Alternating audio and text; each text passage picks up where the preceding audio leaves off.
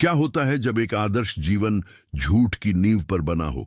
एक समर्पित पत्नी एक ऐसे रहस्य की खोज करती है जो उसके पति के साम्राज्य को चकनाचूर कर सकता है, और वह अपने प्रतिशोध के लिए सबसे सार्वजनिक मंच को चुनती है। यह विश्वासघात, सशक्तिकरण और एक रानी द्वारा अपने सिंहासन को पुनः प्राप्त करने की कहानी है।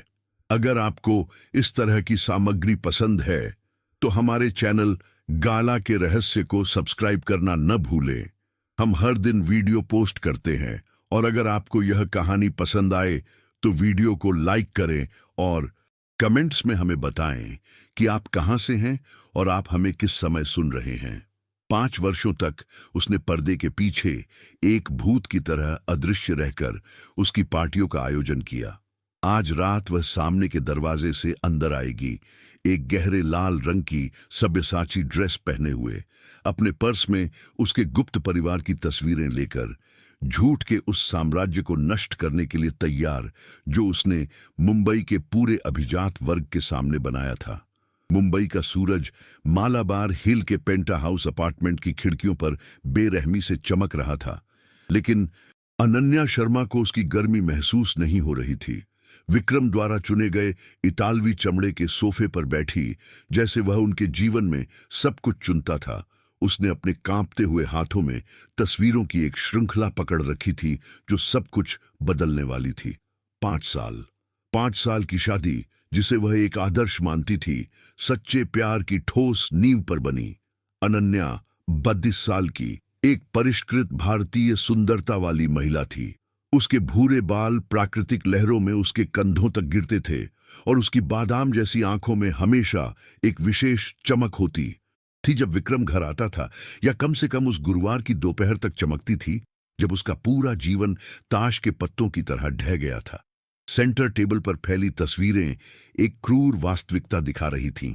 विक्रम, उसका 5 साल का पति, गोवा के एक समुद्र तट पर एक सुनहरे बालों वाली महिला को जुनून से चूम रहा था। ये सिर्फ चोरी छिपे चुंबन नहीं थे, ये उन लोगों के गले लगना था जो एक दूसरे को लंबे समय से जानते थे। मिली भगत की मुस्कान, एक दूसरे से जुड़े हाथ, जैसे एक स्थापित जोड़े के। और जो बात उसे सबसे ज्यादा झकझोर रही थी, वह थी एक छोटा बच्चा जो उनकी ओर दौड़ रहा था, विक्रम को पापा कह रहा था। अनन्या ने यह सब संयोग से खोजा था। जब वह अकाउंटेंट के लिए विक्रम के दस्तावेज व्यवस्थित कर रही थी, तो उसे उसके कार्यालय में एक भूला हुआ लिफाफा मिला। अंदर तस्वीरों के अलावा जन्म प्रमाण पत्र, गुजारा भत्ता भुगतान के सबूत, और यहां तक कि गोवा में एक अपार्टमेंट के रिकॉर्ड भी थे जिसके अस्तित्व के बारे में वह कभी नहीं जानती थी। ताले में चाबी की आवाज ने उसे जल्दी से सबूत छिपाने पर मजबूर कर दिया।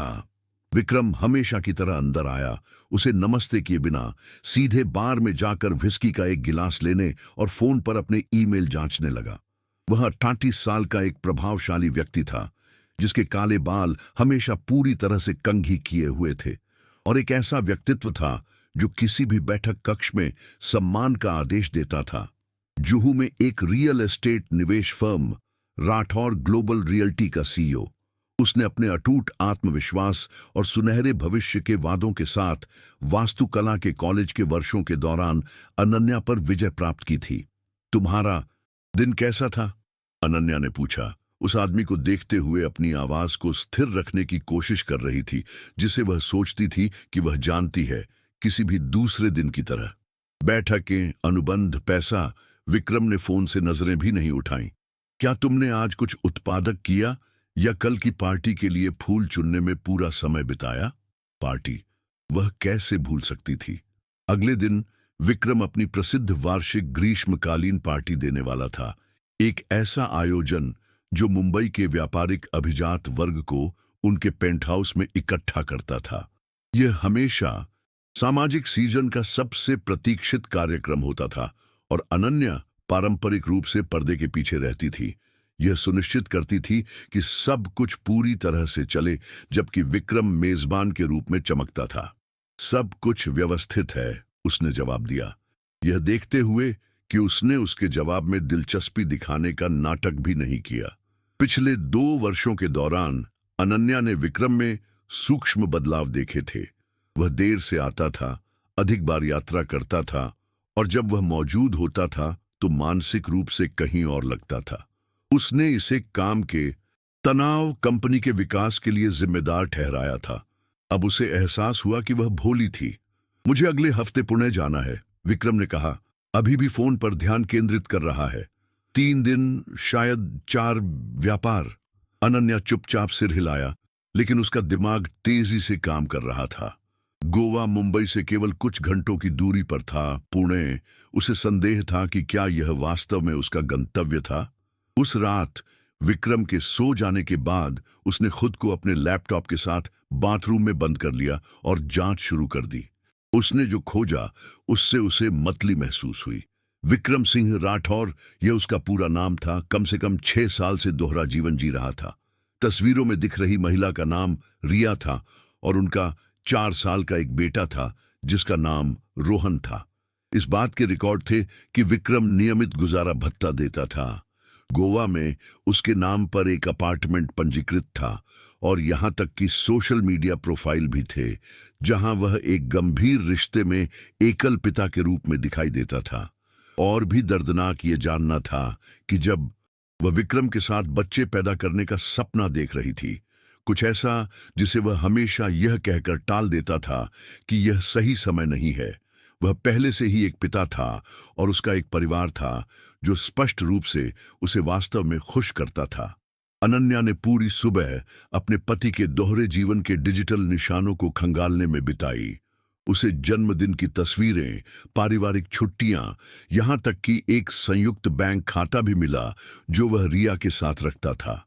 ये ऐसा था जैसे यह पता लगाना कि उसका पूरा जीवन एक विस्तृत रूप से निर्मित झूठ था।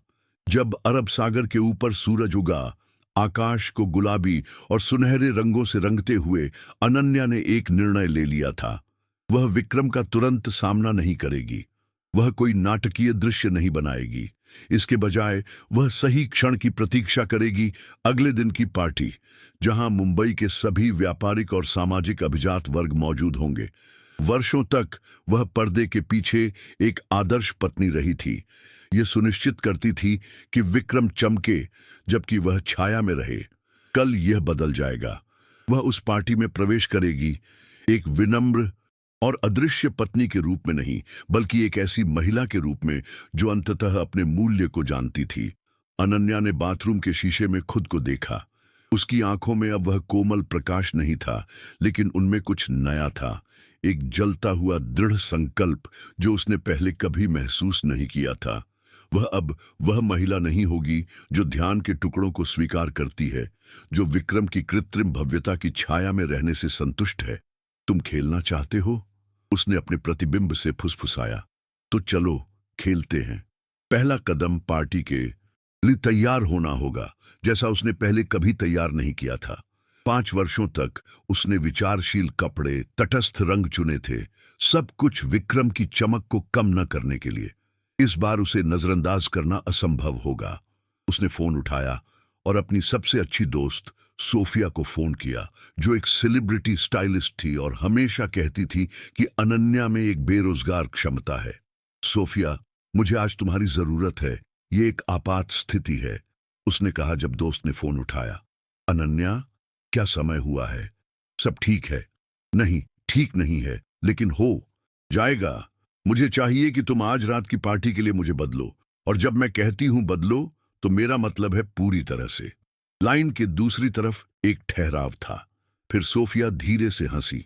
अंत में, मैं इस कॉल का 5 साल से इंतजार कर रही थी। मैं 1 घंटे में वहां पहुंच जाऊंगी। अनन्या ने फोन काट दिया और एक बार फिर बिस्तर पर फैली तस्वीरों को देखा। विक्रम ने उस महिला को कम आंका था जिससे उसने शादी की थी। उसने उसे एक सजावटी सहायक के रूप में देखा था, कोई ऐसा व्यक्ति जो उसके घरेलू जीवन को व्यवस्थित करेगा जबकि वह अपने साहसिक कारनामों को जिएगा। उसने ध्यान से सभी सबूत एक तिजोरी में रख दिए जिसके अस्तित्व के बारे में विक्रम को भी नहीं पता था। एक और रहस्य, लेकिन इस बार उसका। फिर वह उस रात की तैयारी शुरू करने के लिए कोठरी की ओर बढ़ी जो सब कुछ बदलने वाली थी। सोफिया के आने का इंतजार करते हुए अनन्या ने पिछले 5 सालों के बारे में सोचा। उसने विक्रम के करियर का समर्थन करने के लिए वास्तुकला के अपने सपनों को छोड़ दिया था।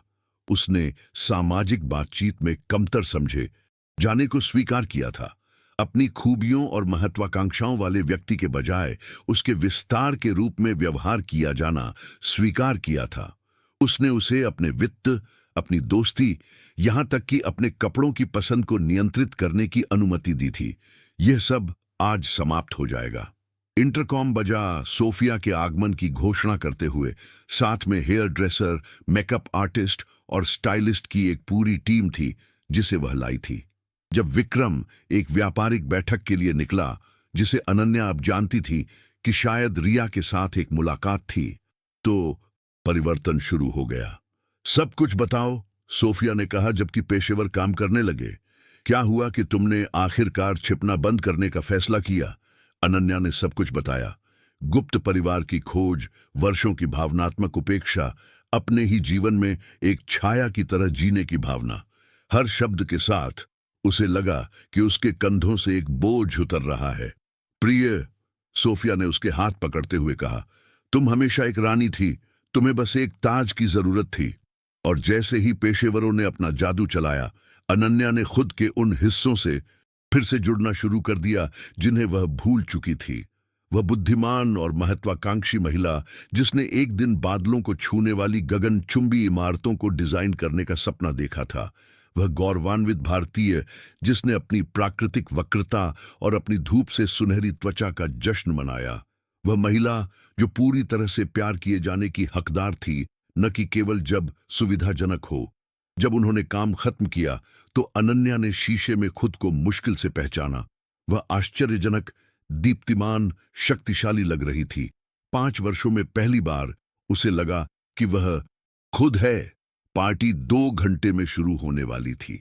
विक्रम लौट आया था और कमरे में तैयार हो रहा था। शायद रिया को संदेश भेज रहा था कि वह कैसे एक समर्पित पति होने का नाटक करने के बजाय अपने असली परिवार के साथ रहना चाहता है। अनन्या अपने प्रतिबिंब पर मुस्कुराई। उसे इस बात का कोई अंदाजा नहीं था कि क्या होने वाला है। युद्ध शुरू हो गया था और वह जीतने का इरादा रखती थी। अगले 2 घंटे अनन्या के लिए मिनटों की तरह बीत गए। जबकि विक्रम मुख्य बेडरूम में तैयारी कर रहा था, वह गेस्ट रूम में अपने परिवर्तन के अंतिम विवरण को अंतिम रूप दे रही थी, जो उसका निजी अभयारण्य बन गया था। सोफिया ने जो ड्रेस चुनी थी, वह कला का एक नमूना थी। एक गहरे लाल रंग की सब्यसाची, जो उसके शरीर के हर वक्र को ऐसे गले लगा रही थी जैसे वह विशेष रूप से उसके लिए बनाई गई हो। नेकलाइन साहसी थी लेकिन अश्लील नहीं, और साइड स्लिट ने उसके सुडौल पैरों को इस तरह से प्रकट किया जो एक साथ सुरुचिपूर्ण और उत्तेजक था। क्या तुम सच में आज ये करना चाहती हो? सोफिया ने पूछा, मेकअप पर अंतिम स्पर्श लगाते हुए। मेरा मतलब है, इन सभी महत्वपूर्ण व्यापारियों के सामने। अनन्या ने शीशे में अपने प्रतिबिंब को देखा। उसकी आंखें सर्जिकल परिशुद्धता के साथ पंक्तिबद्ध थीं, जो बिना किसी अतिशयोक्ति के उसकी प्राकृतिक सुंदरता को बढ़ा रही थीं। लाल लिपस्टिक ड्रेस के साथ पूरी तरह से मेल खा रही थी, और उसके बालों को क्लासिक हॉलीवुड तरंगों में स्टाइल किया गया था, जो उसके चेहरे को शानदार ढंग से फ्रेम कर रहे थे। विशेष रूप से उनके सामने उसने एक दृढ़ विश्वास के साथ उत्तर दिया, जिसने उसे भी आश्चर्यचकित कर दिया। विक्रम ने अपनी प्रतिष्ठा एक झूठ पर बनाई है। अब समय आ गया है कि सभी को पता चले कि वह वास्तव में कौन है। अनन्या ने अपनी दोस्त को यह नहीं बताया था कि उसने पिछले कुछ घंटे सिर्फ सौंदर्य की तैयारी से कहीं ज्यादा करने में बिताए थे। उसने रणनीतिक कॉल किए थे, कुछ सावधानीपूर्वक लिखे गए ईमेल भेजे थे, और कुछ बीज बोए थे जो पार्टी के दौरान खिलेंगे। सबसे पहले उसने द मुंबई क्रॉनिकल के एक खोजी पत्रकार रोहन जोशी से संपर्क किया था, जो कॉरपोरेट घोटालों को कवर करता था। रोहन अपनी गोपनीयता के लिए जाना जाता था, लेकिन मुंबई के अभिजात वर्ग के बीच भ्रष्टाचार को उजागर करने में अपनी दक्षता के लिए भी जाना जाता था। उसने पार्टी के दौरान उसके साथ एक आकस्मिक मुलाकात तय की थी, जहां वह उसे न केवल विक्रम के दोहरे जीवन के बारे में, बल्कि उसके व्यवसाय में कुछ संदिग्ध प्रथाओं के बारे में एकत्र किए गए सबूतों के साथ एक फोल्डर सौंपेगी। अपनी रात की जांच के दौरान अनन्या ने पाया था कि विक्रम की बेवफाई सिर्फ हिमशैल का सिरा थी। संदिग्ध अनुबंध थे, ऑफशोर खातों में पैसा भेजा जा रहा था, और यहां तक कि संदिग्ध प्रतिष्ठा वाले निवेशकों से भी संबंध थे जो मुंबई बीच में संपत्तियों के माध्यम से पैसा धो रहे थे। अगर आप अब तक हमारे साथ हैं तो हम आपका धन्यवाद करना चाहते हैं। अगर आपको इस तरह की सामग्री पसंद है तो हमारे चैनल गाला के रहस्य को सब्सक्राइब करना न भूलें।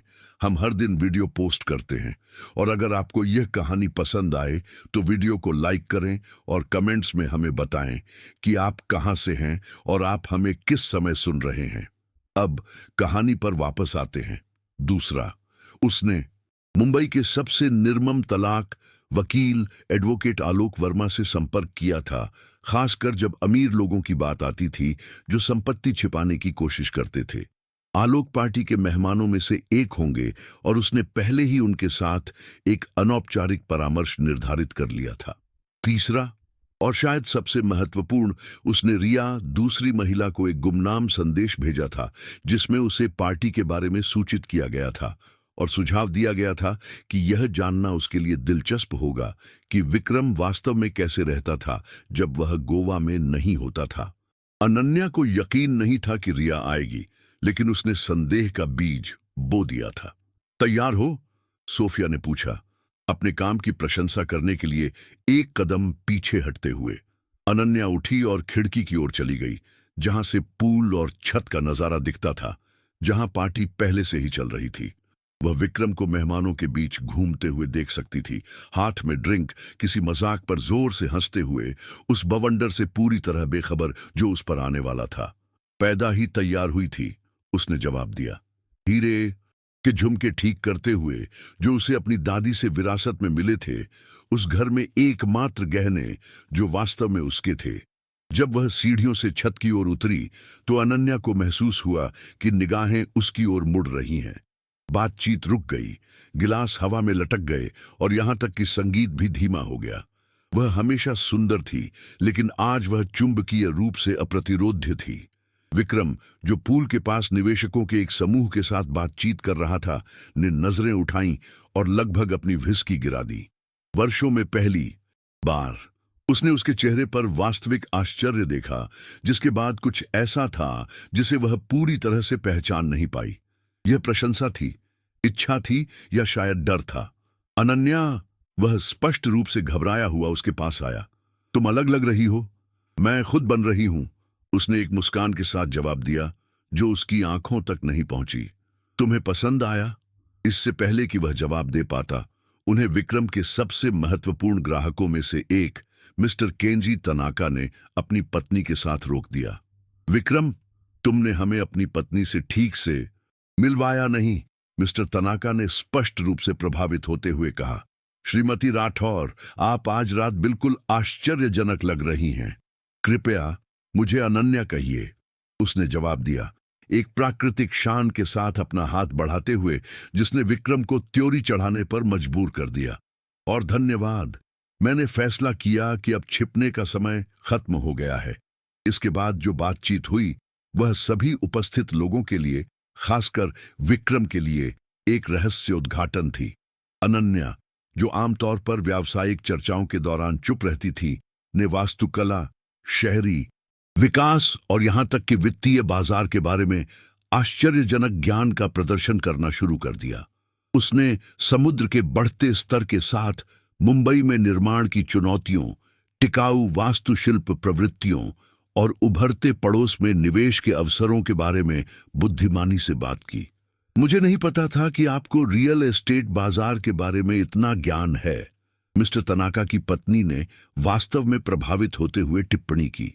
खैर, मैं प्रशिक्षण से एक वास्तुकार हूं, अनन्या ने विक्रम पर एक सार्थक नजर डालते हुए जवाब दिया। बस पिछले कुछ सालों से मैंने खुद को अन्य प्राथमिकताओं के लिए समर्पित कर दिया है। विक्रम स्पष्ट रूप से असहज था। 5 साल तक उसे एक ऐसी पत्नी होने का फायदा मिला था जो उसे मात नहीं देती थी, जो ध्यान के लिए प्रतिस्पर्धा नहीं करती थी। अब पहली बार वह देख रहा था कि उसे कम आंकने की कोशिश में उसने क्या खो दिया है। जैसे जैसे रात बढ़ती गई, अनन्या ने एक अनुभवी राजनयिक की तरह कमरे में काम किया। उसने उन व्यापारियों की पत्नियों से बात की जिन्होंने हमेशा उसके साथ कृपालुता का व्यवहार किया था। उन्हें अपनी बुद्धि और आकर्षण से प्रभावित किया। उसने शक्तिशाली पुरुषों के साथ सूक्ष्मता से फ्लर्ट किया, रोमांटिक रुचि के लिए नहीं, बल्कि विक्रम को यह दिखाने के लिए कि वह दूसरों द्वारा वांछनीय और मूल्यवान थी। निर्णायक क्षण तब आया जब उसने बार के पास रोहन जोशी को देखा। विनम्रता से माफी मांगते हुए वह उस समूह से दूर चली गई जिसके साथ वह बात कर रही थी और पत्रकार की ओर बढ़ी। मिस्टर जोशी, उसने स्वाभाविक रूप से पास आते हुए कहा, आपको यहां देखकर खुशी हुई। श्रीमती राठौर, उसने स्पष्ट रूप से उत्सुकता से जवाब दिया। इस शानदार पार्टी के निमंत्रण के लिए धन्यवाद। अगले 5 मिनट के लिए उन्होंने मुंबई में रियल एस्टेट बाजार और शहरी विकास के बारे में एक स्पष्ट रूप से आकस्मिक बातचीत की, लेकिन वास्तव में अनन्या सूक्ष्मता से विक्रम की संदिग्ध प्रथाओं के बारे में जानकारी दे रही थी।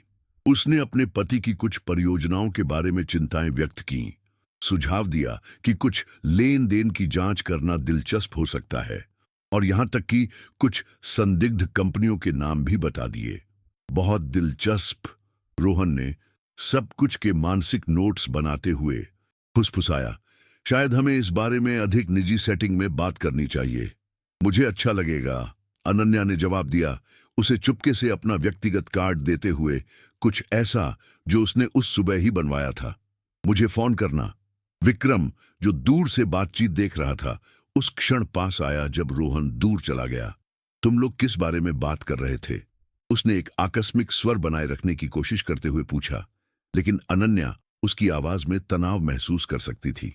व्यापार, उसने बस जवाब दिया। मिस्टर जोशी रियल एस्टेट बाजार के कुछ रुझानों में रुचि रखते हैं। अनन्या का अगला पड़ाव तलाक के वकील एडवोकेट आलोक वर्मा थे। उसने उन्हें अनंतपुल क्षेत्र के पास वकीलों के एक अन्य समूह के साथ बातचीत करते हुए पाया, जहां से खाड़ी का नजारा दिखता था। आलोक, उसने गर्मजोशी से उसका अभिवादन किया, जैसे कि वे पुराने दोस्त हों। परिवार कैसा है? इसके बाद की बातचीत स्पष्ट रूप से निर्दोष थी, लेकिन आलोक पंक्तियों के बीच पढ़ने के लिए पर्याप्त अनुभवी था।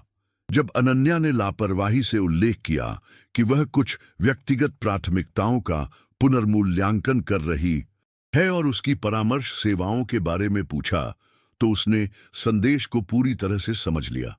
आपको किसी भी पुनर्मूल्यांकन में मदद करने में मुझे खुशी होगी, उसने जवाब दिया, उसे चुपके से अपना व्यक्तिगत कार्ड देते हुए। मेरा कार्यालय गोपनीय परामर्श के लिए हमेशा उपलब्ध है। रात के लगभग 11 बज रहे थे जब अनन्या ने छत के प्रवेश द्वार के पास एक परिचित आकृति देखी। उसका दिल तेजी से धड़कने लगा। यह रिया थी, तस्वीरों वाली महिला, एक ऐसे व्यक्ति के साथ जिसे अनन्या ने नहीं पहचाना। रिया उसकी कल्पना से छोटी थी, शायद 20 के दशक के अंत में, प्लैटिनम सुनहरे बालों और एक नीली पोशाक के साथ, जो सुंदर होने के बावजूद उस उच्च समाज के माहौल में स्पष्ट रूप से अनुपयुक्त थी। अनन्या ने दूर से देखा कि रिया भ्रमित भाव से चारों ओर देख रही है, स्पष्ट रूप से किसी की तलाश कर रही है। जब उसकी आंखें आखिरकार विक्रम पर पड़ीं, जो छत के दूसरी तरफ जापानी निवेशकों के एक समूह के साथ उत्साह से बात कर रहा था, तो उसका भाव सदमे और गुस्से के मिश्रण में बदल गया। रिया को यह उम्मीद नहीं थी कि वह विक्रम को न केवल इतने शानदार माहौल में देखेगी, बल्कि स्पष्ट रूप से एक सुरुचिपूर्ण पार्टी के मेजबान की भूमिका में महत्वपूर्ण लोगों से घिरा हुआ एक ऐसा जीवन जी रहा है जिसके अस्तित्व के बारे में वह स्पष्ट रूप से नहीं जानती थी। अनन्या ने फैसला किया कि घटनाओं को तेज करने का समय आ गया है। एक मुस्कान के साथ जो कांच काट सकती थी, वह सीधे रिया की ओर चली गई। तुम रिया होगी, उसने एक बर्फीली शान के साथ अपना हाथ बढ़ाते हुए कहा। मैं अनन्या हूं, विक्रम की पत्नी। रिया का चेहरा तुरंत पीला पड़ गया। उसने अनन्या से विक्रम को देखा, जिसने अभी तक उसकी उपस्थिति पर ध्यान नहीं दिया था, और फिर वापस अनन्या को। पत्नी? रिया हकलाया, लेकिन उसने मुझसे कहा कि उसका तलाक हो गया है, कि तुम सिर्फ एक आकस्मिक रिश्ता थी जो बुरी तरह खत्म हो गया। दिलचस्प, अनन्या ने अपनी मुस्कान को पूरी तरह से बनाए रखते हुए जवाब दिया, क्योंकि मेरे पास एक विवाह प्रमाण पत्र है जो इसके विपरीत कहता है। सटीक होने के लिए 5 साल की शादी। रिया के साथ आया व्यक्ति जाहिरा तौर पर एक दोस्त जिसे वह नैतिक समर्थन के लिए लाई थी, दोनों महिलाओं के बीच असहज रूप से देख रहा था। स्पष्ट रूप से यह महसूस कर रहा था कि वह अपनी कल्पना से कहीं अधिक जटिल स्थिति में फंस गया है। मुझे उससे बात करनी है, रिया ने कहा। उसकी आवाज कांप रही थी। बेशक तुम्हें करनी चाहिए, अनन्या सहमत हुई। वास्तव में मैं जोर देती हूं, मुझे लगता है कि हम सभी को एक बहुत ही स्पष्ट बातचीत करने की जरूरत है। उस क्षण पार्टी अपने चरम पर थी। 100 से अधिक मेहमान छत पर घूम रहे थे, फ्रांसीसी शैंपेन पी रहे थे, मुंबई के सबसे अच्छे शेफ द्वारा तैयार किए गए कैनपेस का स्वाद ले रहे थे और ऐसे सौदे कर रहे थे जो लाखों डॉलर का कारोबार करेंगे। किसी को भी संदेह नहीं था कि वे शहर के सबसे शक्तिशाली पुरुषों में से एक के शानदार पतन के गवाह बनने वाले थे। अनन्या ने उन सभी चेहरों को देखा। वे लोग जिन्होंने उसे वर्षों तक नजरअंदाज किया था, जिन्होंने उसके साथ विक्रम के एक सजावटी सहायक के रूप में व्यवहार किया था, जिन्होंने मान लिया था कि वह सिर्फ एक ट्रॉफी पत्नी थी, बिना किसी व्यक्तित्व या अपनी बुद्धि के। आज रात वे सभी जानेंगे कि अनन्या शर्मा वास्तव में कौन थी, और विक्रम हर उस पल के लिए भुगतान करेगा जब उसने उसे अदृश्य महसूस कराया था। संगीत सच्चाई का क्षण अनन्या की योजना से कहीं ज्यादा नाटकीय रूप से आया। उसने एक नियंत्रित टकराव की कल्पना की थी, शायद एक गणनात्मक रहस्य उद्घाटन जो विक्रम को महत्वपूर्ण मेहमानों के सामने एक सुरुचिपूर्ण तरीके से उजागर करेगा। लेकिन जीवन, जैसा कि उसने हाल ही में खोजा था, शायद ही कभी योजनाओं का पालन करता है। रिया अपने मेकअप को धुंधला करते आंसुओं के साथ मेहमानों की भीड़ के बीच से सीधे विक्रम की ओर चली गई। अनन्या एक सम्मानजनक दूरी पर उसका पीछा करती रही, यह देखते हुए कि कैसे बातचीत धीरे धीरे बंद हो गई और निगाहें उस नाटक की ओर मुड़ गईं जो उनकी आंखों के सामने प्रकट हो रहा था। विक्रम, रिया चिल्लाई। उसकी आवाज नरम संगीत और परिष्कृत बातचीत को एक ब्लेड की तरह काट रही थी। तुमने मुझसे झूठ बोला। विक्रम, जो व्यापारियों के एक समूह के साथ क्रिप्टोकरेंसी में निवेश के बारे में एक जीवंत चर्चा के बीच में था, ऐसे जम गया जैसे उसे गोली मार दी गई हो। जब वह मुड़ा और रिया को अपनी सुरुचिपूर्ण पार्टी के बीच में देखा तो उसके चेहरे का सारा रंग उड़ गया। रिया, वह हकलाया, जल्दी से चारों ओर देखते हुए कि कितने लोग ध्यान दे रहे थे। तुम यहां क्या कर रही हो? मैं यहां क्या कर रही हूं? रिया कड़वाहट से हंसी और आवाज अब खामोश छत पर गूंज उठी।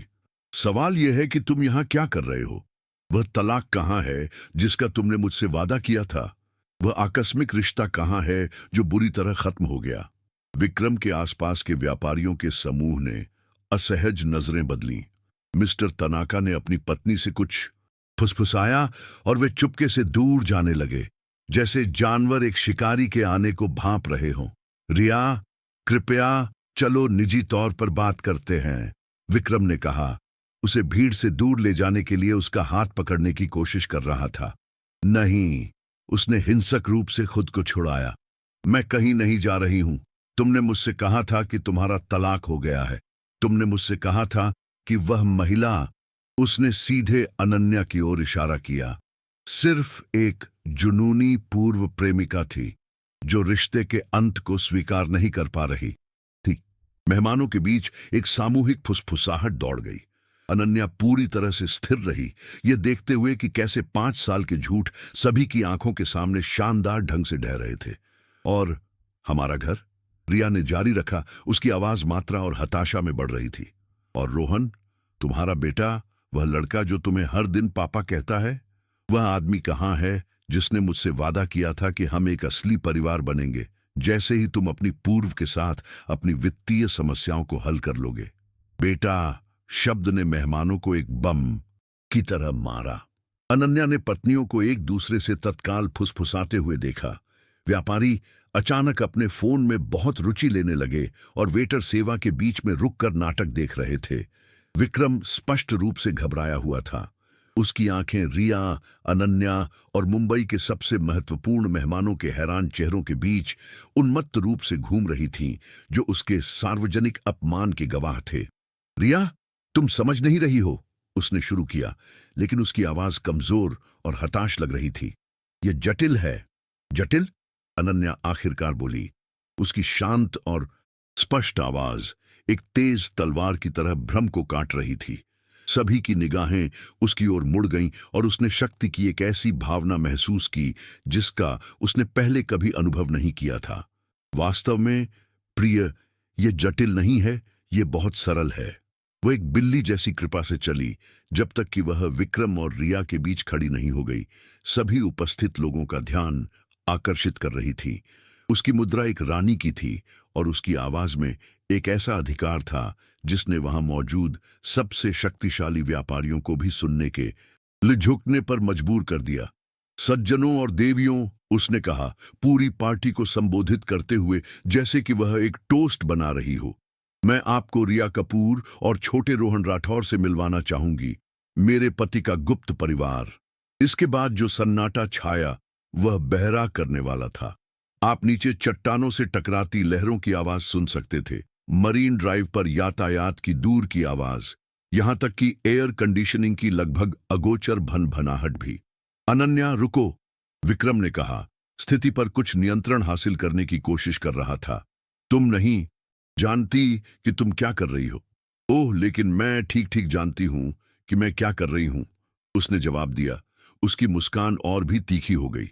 मैं सच बता रही हूं, कुछ ऐसा जो तुम जाहिर तौर पर भूल गए हो कि कैसे करना है। वह मेहमानों की ओर मुड़ी, जो अब तीनों के चारों ओर एक अर्धवृत्त में खड़े थे, जैसे कोलिजियम में एक ग्लेडिएटर के दर्शक। आप देख रहे हैं, 5 साल तक मुझे विश्वास था कि मेरी एक शादी है, एक पति जो मुझसे प्यार करता है, जो मेरे साथ एक भविष्य बना रहा है।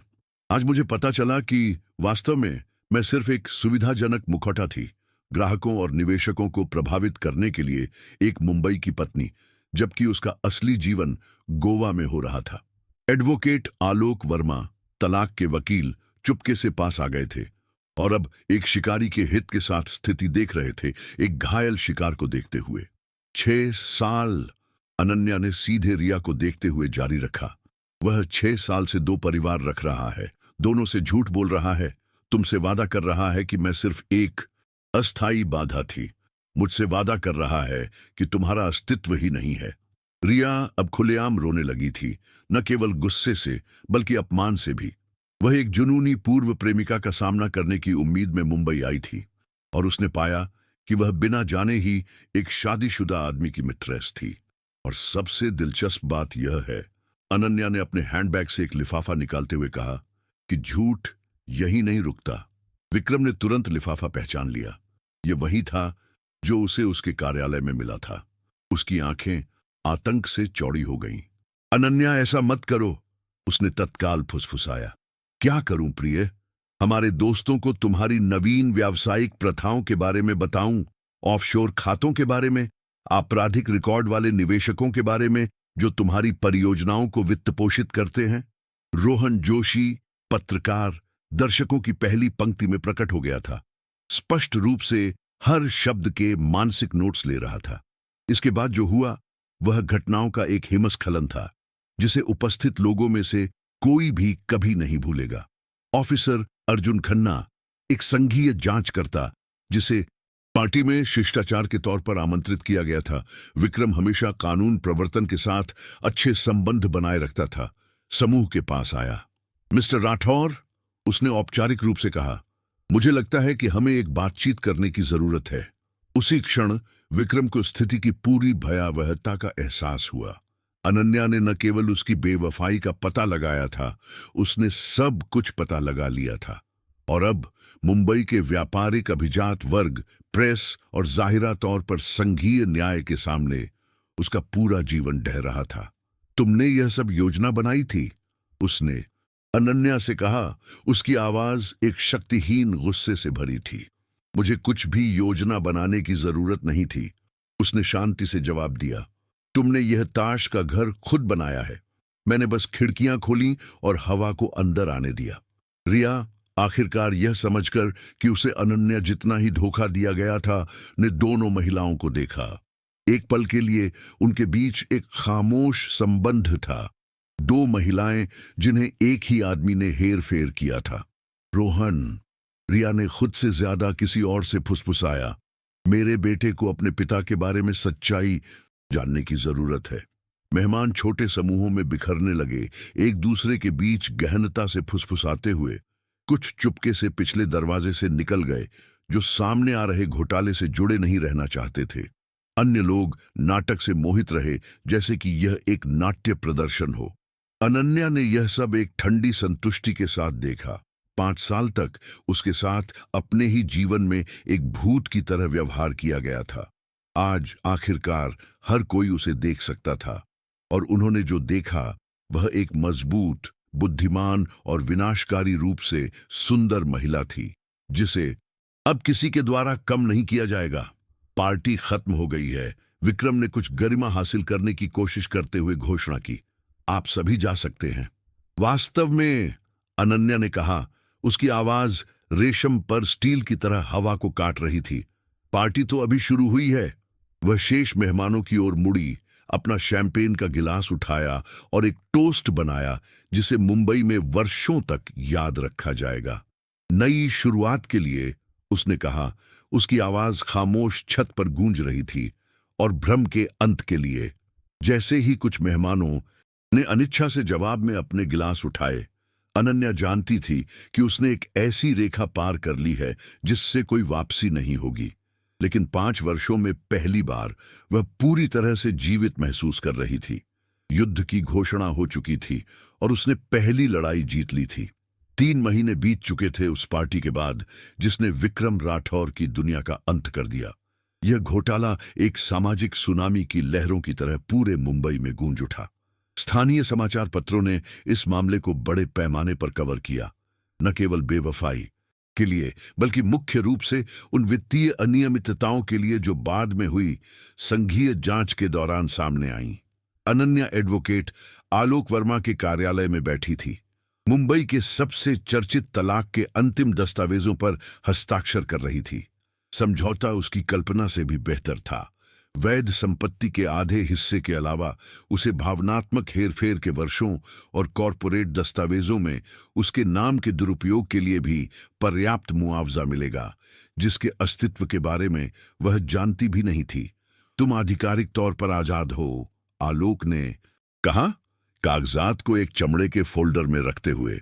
और परिस्थितियों को देखते हुए मैं कहूंगा कि तुम इस स्थिति से बहुत अनुकूल स्थिति में बाहर निकली हो। अनन्या मुस्कुराई, लेकिन इस बार यह एक वास्तविक मुस्कान थी, न कि वह आदर्श मुखौटा जो उसने इतने सालों तक पहना था। आजाद एक दिलचस्प शब्द है। बहुत लंबे समय के बाद पहली बार मुझे लगता है कि मैं वह हो सकती हूं जो मैं वास्तव में हूं। विक्रम, जैसा कि उसे पता चला था, न केवल तलाक का सामना कर रहा था, बल्कि मनी लॉन्ड्रिंग और कर धोखाधड़ी के लिए एक संघीय जांच का भी सामना कर रहा था। जब निवेशकों को अनियमितताओं का पता चला तो उसकी कंपनी ढह गई थी और वह अब अपना अधिकांश समय अदालतों और वकीलों के कार्यालयों के बीच जेल से बचने की कोशिश में बिताता था। रिया रोहन के साथ गोवा लौट गई थी, लेकिन अतिरिक्त गुजारा भत्ता और नैतिक हर्जाने के लिए विक्रम पर मुकदमा करने से पहले नहीं। आखिरी बार जब अनन्या ने सुना था, रिया अपने अनुभव पर एक किताब लिख रही थी। एक एकल मां के रूप में अपने जीवन का पुनर्निर्माण करने की कोशिश कर रही थी। लेकिन अनन्या अतीत पर ध्यान केंद्रित करने में दिलचस्पी नहीं रखती थी। उसने पिछले 3 महीनों का उपयोग यह फिर से खोजने के लिए किया था कि वह विक्रम द्वारा लगाई गई सीमाओं के बिना कौन थी। उसने वास्तुकला की अपनी पढ़ाई फिर से शुरू कर दी थी। मुंबई विश्वविद्यालय में टिकाऊ डिजाइन में मास्टर कार्यक्रम में दाखिला लिया था। उसने शहरी विकास परियोजनाओं के लिए एक सलाहकार के रूप में भी काम करना शुरू कर दिया था। अंत में उस ज्ञान को लागू करते हुए जो उसने हासिल किया था लेकिन कभी उपयोग नहीं कर पाई थी। इससे भी महत्वपूर्ण बात यह है कि उसने नई दिल्ली में अपने परिवार के साथ फिर से संपर्क स्थापित किया था।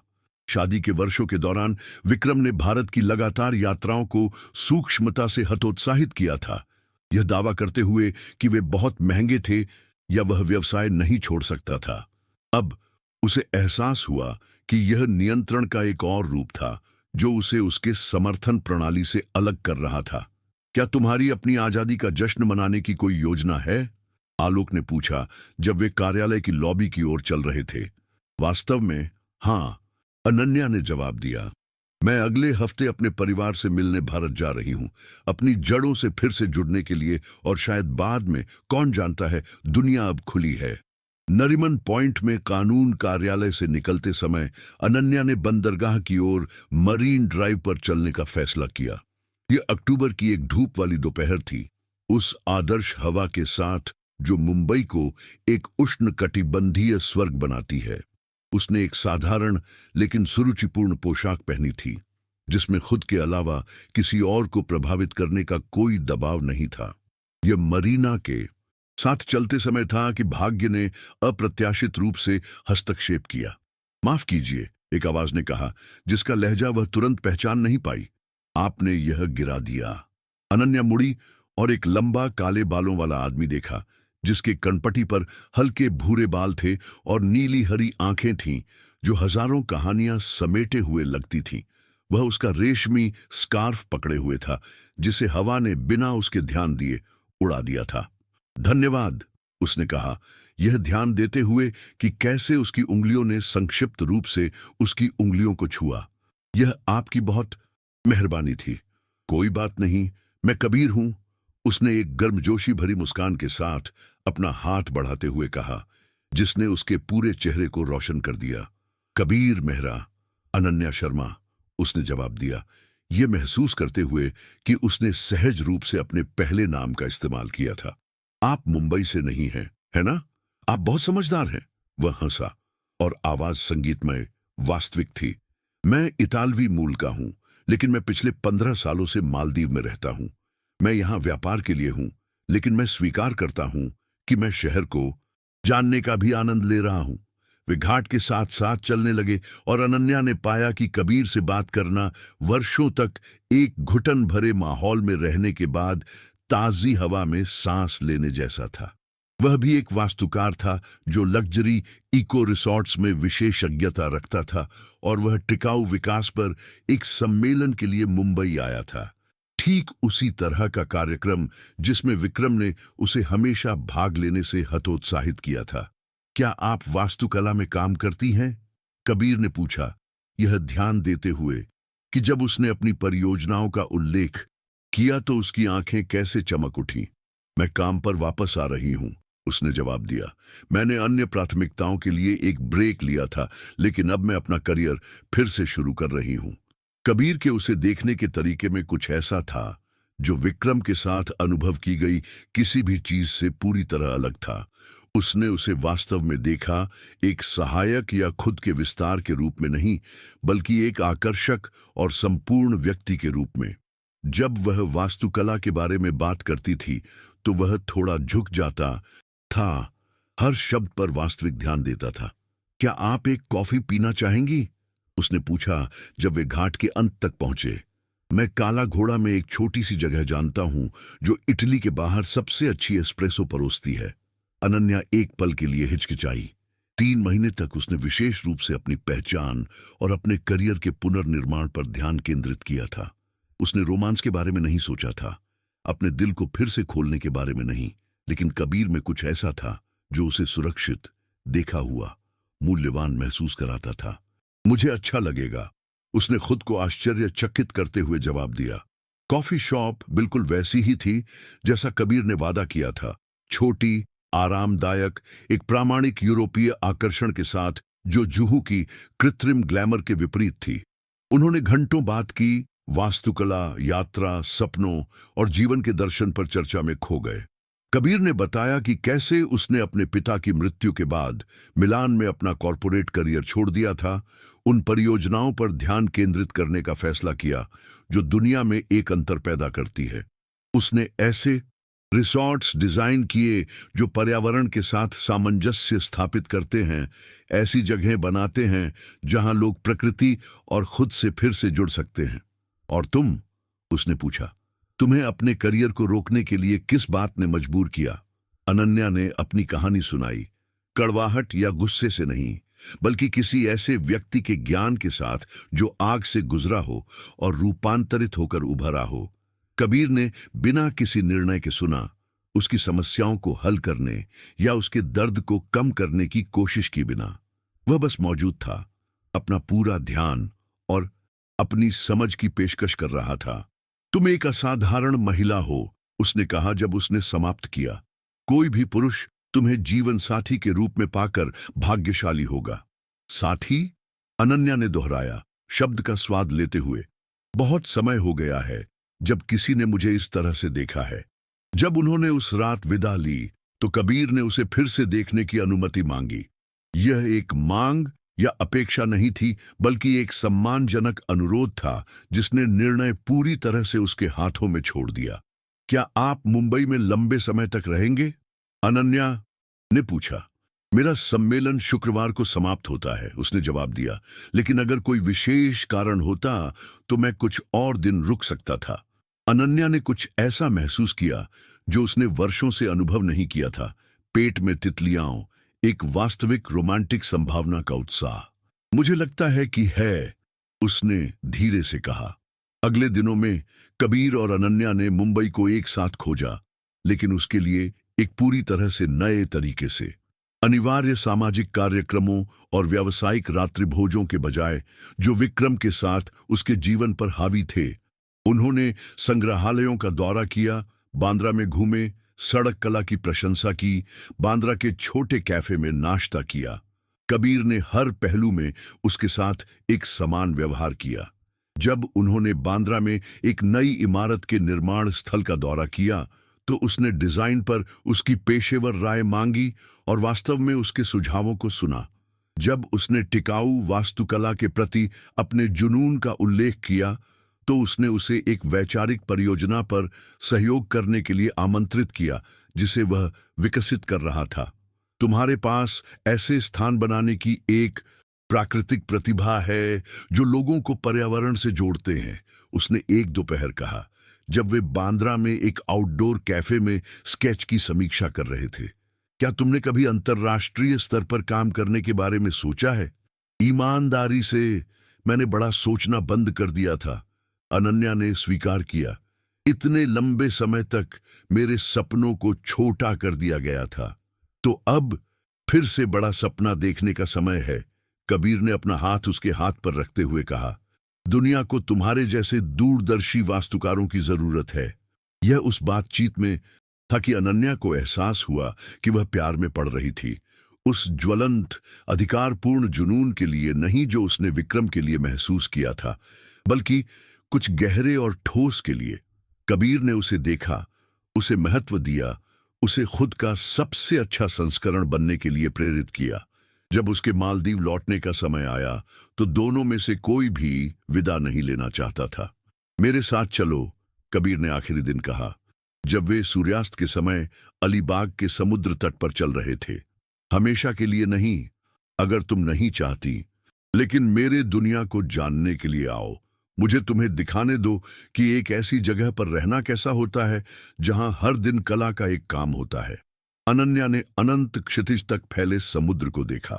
महीनों तक उसने मुंबई में अपने जीवन के पुनर्निर्माण पर, अपनी पहचान पुनः प्राप्त करने पर ध्यान केंद्रित किया था, लेकिन शायद यह अगला कदम उठाने का समय था। न केवल यह पुनः प्राप्त करने का कि वह कौन थी, बल्कि यह खोजने का कि वह कौन बन सकती है। हाँ, उसने कहा, अपने निर्णय की गति से दोनों को आश्चर्यचकित करते हुए। हाँ, मैं जाऊंगी। जैसे ही सूरज मुंबई पर डूबा, आकाश को सुनहरे और गुलाबी रंगों से रंगते हुए, अनन्या जानती थी कि वह अपने जीवन का सबसे रोमांचक अध्याय शुरू करने वाली है। विक्रम के साथ अतीत आवश्यक था। उसने उसे उसके अपने मूल्य को खोने के दर्द के माध्यम से सिखाया था। अब कबीर के साथ वह यह जानने के लिए तैयार थी कि वास्तव में प्यार और मूल्यवान होने का क्या मतलब है। 6 महीने बाद अनन्या मालदीव के माले में हिंद महासागर के फिरोजा पानी के नजारे वाले एक शानदार विला की बालकनी पर थी। उसके जीवन में परिवर्तन इतना नाटकीय था कि कभी कभी उसे यह सुनिश्चित करने के लिए खुद को चिकोटी काटनी पड़ती थी कि वह सपना नहीं देख रही थी। मालदीव जाने का निर्णय शुरू में अस्थायी था। कबीर ने उसे 1 महीने के लिए अपने काम और अपनी दुनिया को जानने के लिए आमंत्रित किया था, बिना किसी दबाव या अपेक्षा के। लेकिन 1 महीना 2 में बदल गया, फिर 3, और अब वह किसी और जगह होने की कल्पना नहीं कर सकती थी। मालदीव में अनन्या ने न केवल एक नया प्यार खोजा था, बल्कि खुद का एक नया संस्करण भी खोजा था। टिकाऊ वास्तुकला परियोजनाओं पर कबीर के साथ काम करते हुए वह पेशेवर रूप से इस तरह से फली फूली थी जिसका उसने पहले कभी अनुभव नहीं किया था। उसके डिजाइन मुंबई में सीखी गई परिष्कार को एक पारिस्थितिक संवेदनशीलता के साथ जोड़ते थे, जिसे कबीर ने उसे विकसित करना सिखाया था। साथ में उन्होंने ऐसे रिसॉर्ट्स बनाए थे जो सच्ची वास्तुशिल्प कलाकृतियां थीं, ऐसी संरचनाएं जो उष्णकटिबंधीय परिदृश्य के साथ पूरी तरह से एकीकृत होती थीं, स्थानीय सामग्रियों और टिकाऊ तकनीकों का उपयोग करती थीं। उनके काम को अंतर्राष्ट्रीय स्तर पर ध्यान मिल रहा था और अनन्या को हिंद महासागर में सबसे होनहार उभरते वास्तुकारों में से एक के रूप में पहचाना जा रहा था। सुप्रभात मेरी रानी, कबीर ने बालकनी पर 2 कप कॉफी और उस मुस्कान के साथ दिखाई देते हुए कहा जो अभी भी उसके दिल की धड़कन बढ़ा देती थी। रानी, वह हंसी, कॉफी स्वीकार करते हुए और उसे चूमने के लिए झुकते हुए। तुम नाटकीय हो रहे हो। इसमें कुछ भी नाटकीय नहीं है, उसने जवाब दिया, बेंत की कुर्सी पर उसके बगल में बैठते हुए। तुमने सचमुच मुंबई में उस पार्टी पर एक रानी की तरह शासन किया, अपने सिंहासन का दावा करते हुए, और अब यहां मालदीव में तुम अपना राज्य बना रही हो। यह सच था। पिछले कुछ हफ्तों में अनन्या को कई देशों से काम के प्रस्ताव मिले थे। Singapore, Dubai, Maldives. लग्जरी टिकाऊ विकास में विशेषज्ञता रखने वाले एक वास्तुकार के रूप में उसकी प्रतिष्ठा तेजी से बढ़ रही थी और वह हर पल का आनंद ले रही थी। राज्य की बात करें तो कबीर ने अपनी आंखों में एक विशेष चमक के साथ कहा, मेरे पास तुम्हारे लिए एक आश्चर्य है। उसने अपनी शर्ट की जेब से एक छोटा नीला मखमल का डिब्बा निकाला। अनन्या ने महसूस किया कि उसका दिल एक पल के लिए रुक गया। कबीर, मैं जानता हूं कि अभी भी जल्दी है, उसने एक अनोखी सगाई की अंगूठी प्रकट करने के लिए डिब्बा खोलते हुए कहा। एक हरे पन्ने के चारों ओर छोटे हीरे, एक डिजाइन में जो एक उष्णकटिबंधीय फूल जैसा दिखता था। लेकिन तुम्हारे साथ ये महीने मेरे जीवन के सबसे सुखद रहे हैं। तुम मुझे एक बेहतर इंसान बनना चाहते हो और मुझे उम्मीद है कि मैं तुम्हें उस तरह से मूल्यवान महसूस कराता हूं जिसकी तुम हमेशा हकदार रही हो। अनन्या ने अपने सामने खड़े आदमी को देखा। दयालु, प्रतिभाशाली, सम्मानजनक, कोई ऐसा व्यक्ति जो उसे एक समान के रूप में देखता था और उसकी उपलब्धियों का जश्न मनाता था, बजाय इसके कि वह उनसे खतरा महसूस करे। यह सब कुछ था जो वह नहीं जानती थी कि वह ढूंढ रही थी। हाँ, उसने कहा, खुशी के आंसू उसके चेहरे पर बह रहे थे। 1000 बार हाँ। 2 महीने बाद विलिंगिली द्वीप पर एक अंतरंग समारोह में प्रतिष्ठित पर्वत के दृश्य के साथ, जो यूनेस्को की विश्व धरोहर स्थल था, अनन्या शर्मा ने कबीर मेहरा से शादी की। समारोह छोटा लेकिन उत्तम था, बस उनके निकटतम परिवार और कुछ प्रिय मित्र। अनन्या ने एक शादी की पोशाक पहनी थी जिसे उसने खुद डिजाइन किया था, जो मालदीव के औपनिवेशिक घरों की वास्तुकला से प्रेरित थी, जिसमें नाजुक लेस थे जो स्थानीय मूंगों के पैटर्न की याद दिलाते थे। कबीर एक सफेद लिनन सूट में सुरुचिपूर्ण लग रहा था, लेकिन जो वास्तव में चमक रहा था वह उसकी आंखों में वास्तविक प्यार था। जब उसने उसे रेत पर बने अस्थाई वेदी की ओर चलते हुए देखा। सोफिया उसकी सम्मान की दासी बनने के लिए मुंबई से आई थी और मुस्कुराना बंद नहीं कर पा रही थी। देखो तुम्हें, उसने समारोह से पहले अनन्या का घूंघट ठीक करते हुए फुसफुसाया। देखो तुम कितनी दीप्तिमान हो। यह वह महिला है जिसे मैं हमेशा जानती थी कि तुम्हारे अंदर मौजूद है। समारोह एक स्थानीय सेलिब्रांट द्वारा अंग्रेजी, फ्रेंच और थोड़ी धीवेही में आयोजित किया गया था, जो द्वीपों की बहुसांस्कृतिक प्रकृति को दर्शाता है। जब प्रतिज्ञाओं का समय आया तो अनन्या ने दिल से बात की। कबीर, तुमने मुझे सिखाया कि सच्चा प्यार किसी व्यक्ति को कम नहीं करता, यह उसे बढ़ने में मदद करता है। तुम एक मूक पत्नी या एक सुंदर सहायक नहीं चाहते थे, तुम एक साथी, एक समान, कोई ऐसा व्यक्ति चाहते थे जिसके साथ सपने बनाए जा सके। मैं वादा करती हूं कि मैं अपने जीवन के बाकी हिस्से को इस प्यार के योग्य होने और इसे अपने दिल की पूरी तीव्रता के साथ वापस करने में बिताऊंगी। कबीर ने अपनी बारी में इस बारे में बात की कि कैसे अनन्या ने न केवल उसके व्यक्तिगत जीवन को बल्कि उसके पेशेवर दृष्टिकोण को भी बदल दिया था।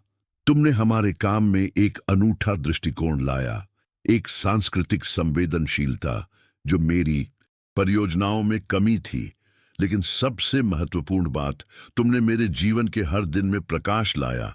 जब उन्हें पति और पत्नी घोषित किया गया और उन्होंने मालदीव के सूर्यास्त के साथ चुंबन किया, आकाश को सुनहरे और गुलाबी रंगों से रंगते हुए, अनन्या जानती थी कि उसने अंततः दुनिया में अपनी जगह पा ली है।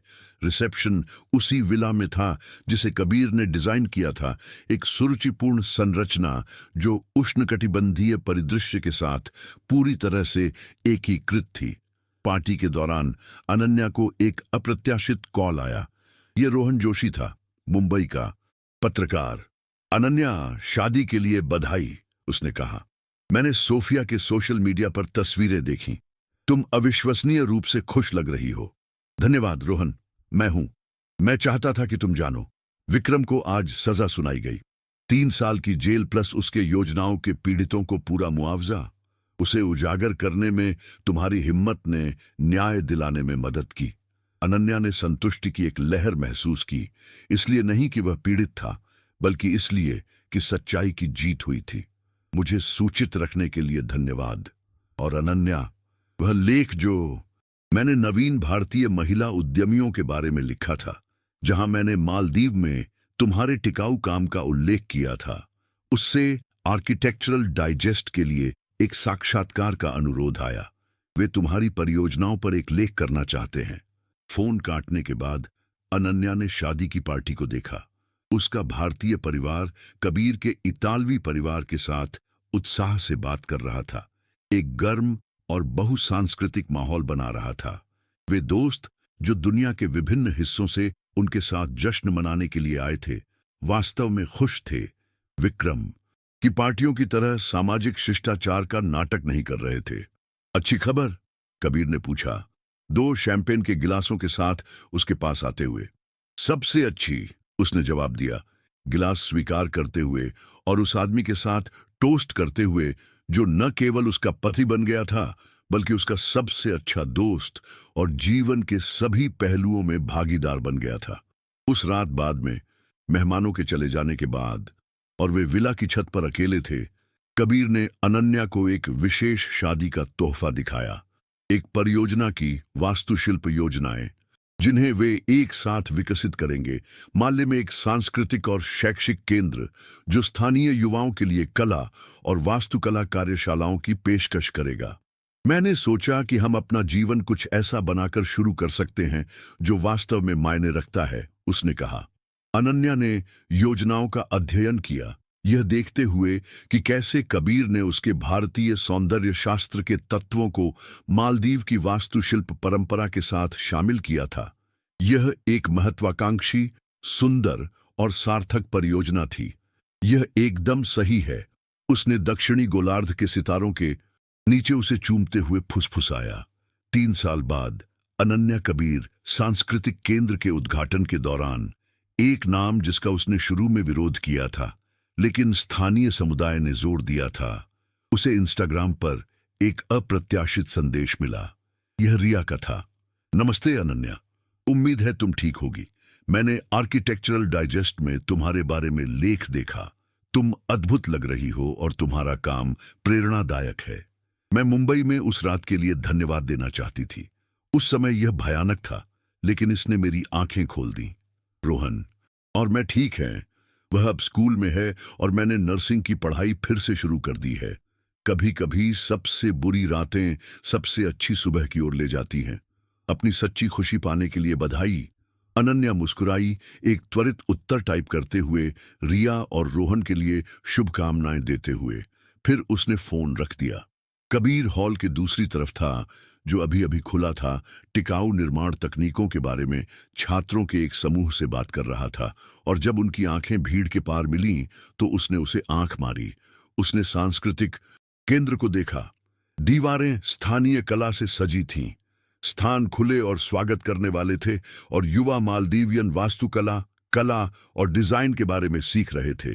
यह ठीक उसी तरह की परियोजना थी जिसे करने का उसने हमेशा सपना देखा था, लेकिन कभी कोशिश करने की हिम्मत नहीं हुई थी।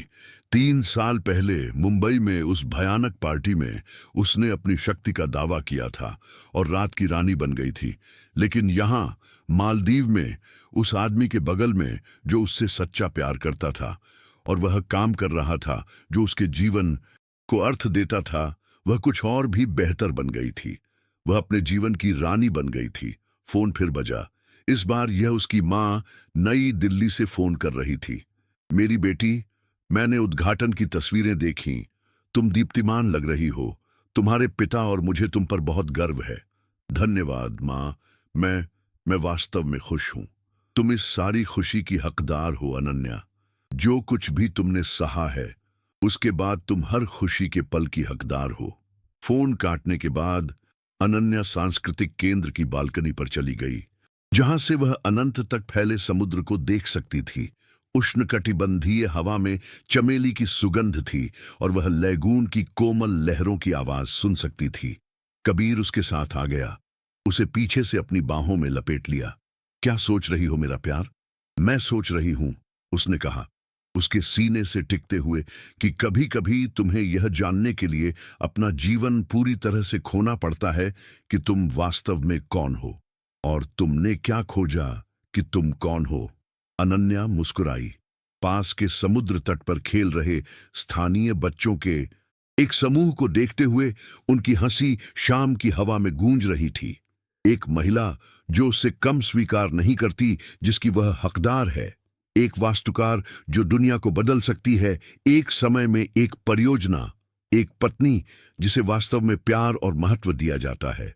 वह उसकी बाहों में उसे देखने के लिए मुड़ी। और एक महिला जो जीवन द्वारा लाए गए किसी भी साहसिक कार्य के लिए तैयार है। साहसिक कार्यों की बात करें तो कबीर ने उस शरारती मुस्कान के साथ कहा जिसे वह पहचानना सीख गई थी, तुम हमारे अपने घर को डिजाइन करने के बारे में क्या सोचोगी?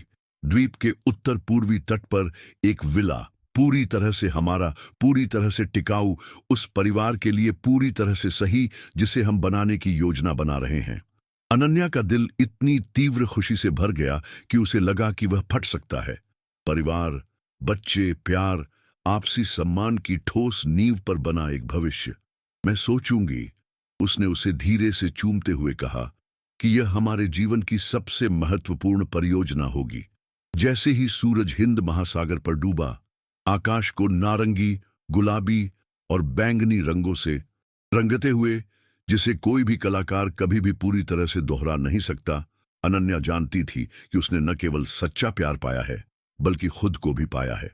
मुंबई में अपमानित और धोखा दी गई महिला अपनी कहानी की रानी में बदल गई थी, और यह उसके शासनकाल की सिर्फ शुरुआत थी। उस रात जब वे अपने विला की छत पर लहरों की आवाज पर नाच रहे थे, कबीर ने उसके कान में फुसफुसाया, तुम जानती हो कि मैं तुमसे तुम्हारी ताकत के बावजूद नहीं, बल्कि उसकी वजह से प्यार करता हूं। मैं जानती हूं। अनन्या ने एक आत्मविश्वास के साथ मुस्कुराते हुए जवाब दिया, जिसे हासिल करने में 35 साल लग गए थे, और इसीलिए यह काम कर गया।